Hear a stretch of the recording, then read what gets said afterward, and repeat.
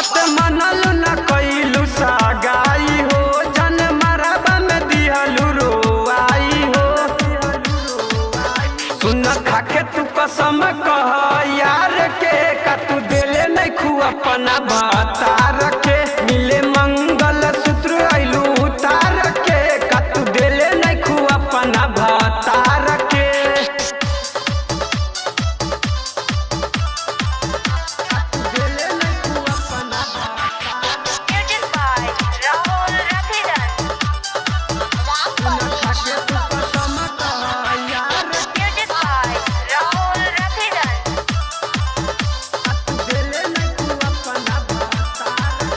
ससुरा से काहे चली अइलू तत्काल हो, हमके बताव तनी पियवा के हाल हो।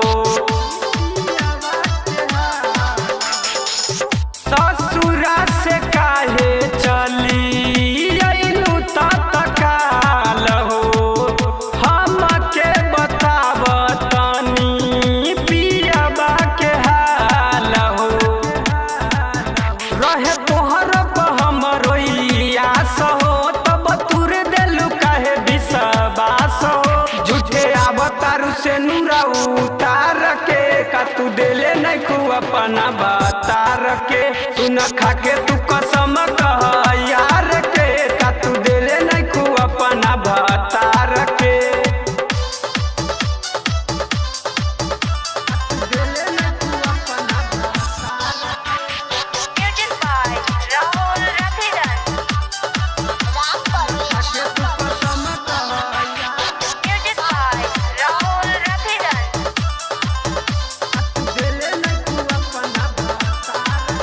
छोरा लेना होई तोहर पिया लेके घर में, सीधा साधा बन तारू हमारा नजर में।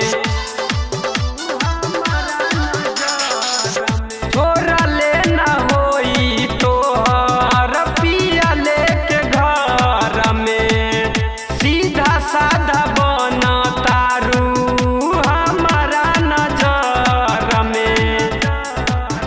याद कइलू न ससुरा में जाई हो, अब राजेश दुख के करा सुनाई हो। छोरी भी सब भोला के प्यार के, का तू दिले नहीं खू अपना भतार के। सुन खाके तू कसम कह यार के, का तू दिले नहीं खू अपना भतार के।